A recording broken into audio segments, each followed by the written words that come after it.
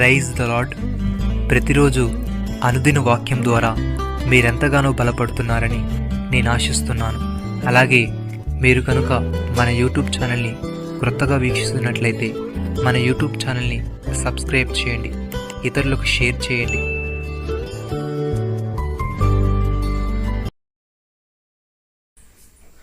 విశ్వాస సహితమైన ప్రార్థన ఆ రోగిని స్వస్థపరచును, ప్రభు అతన్ని లేపును. అతడు పాపమును చేసిన వాడైతే పాపక్షమాపణ నొందును.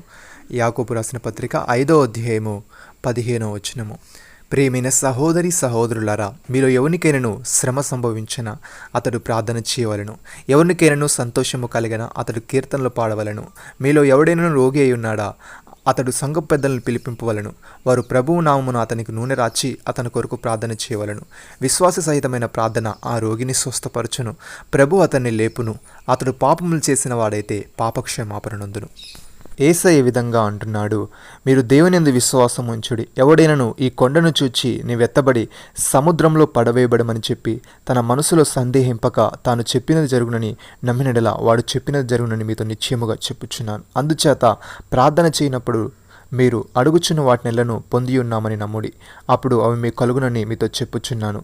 మీకు ఒకని మీద విరోధమేమేను కలిగి ఉన్నడలా మీరు నిలవబడి ప్రార్థన చేయనప్పుడెల్లను వాని క్షమించుడి.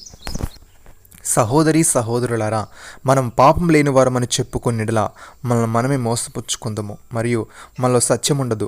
మన పాపములను మనం ఒప్పుకొనిడలా ఆయన నమ్మదగిన వాడును నీతిమంతుడు గనుక ఆయన మన పాపములను క్షమించి సమస్త దుర్నీతి నుండి మనల్ని పవిత్రులుగా చేయును.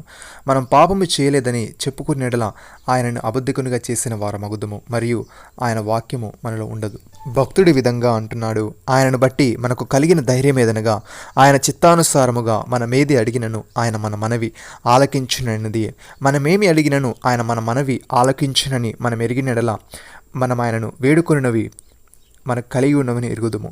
తన సహోదరుడు మరణకరము కాని పాపము చేయగా ఎవడైనను చూచిన ఎడల అతడు వేడుకొనును. అతను బట్టి దేవుడు మరణకరము కాని పాపము చేసిన వారికి జీవము దయచేయము. మరణకరమైన పాపము కలదు, అటు దాన్ని గూర్చి వేడుకొను వల్లని నేను చెప్పుటలేదు.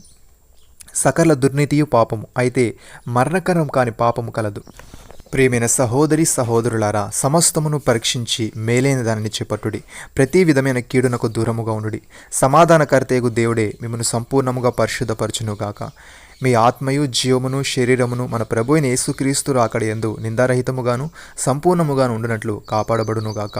మిమ్మల్ని పిలిచిన వాడు నమ్మకమైన వాడు గనుక అలాగూ చేయను. నమ్మిన వారు నాతో కలిసి ప్రార్థనలో ఏకీభవించండి. మమ్మల్ని మిక్కిలిగా ప్రేమిస్తున్న మా ప్రియ పరలోకపు తండ్రి, మాలో ఎవరికైనాను శ్రమ సంభవించినా అతడు ప్రార్థన చేయవలని, ఎవరికైనాను సంతోషము కలిగిన అతడి కీర్తనలు పాడవలని, మాలో ఎవడైనాను రోగి అయి ఉన్నాడా అతడి సంఘ పెద్దలను పిలిపింపవలని, వారు ప్రభువు నామమున అతనికి నూనె రాచి అతని కొరకు ప్రార్థన చేయవలని, విశ్వాస సహితమైన ప్రార్థన ఆ రోగిని స్వస్థపరచునని, అతడు పాపము చేసిన వాడైతే పాపక్షమాపణ నొందునని నీవు తెలియజేశావు.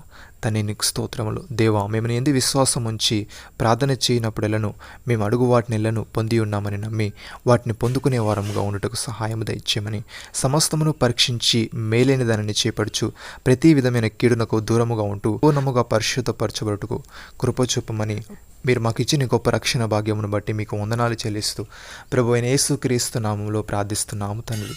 ఆమెన్.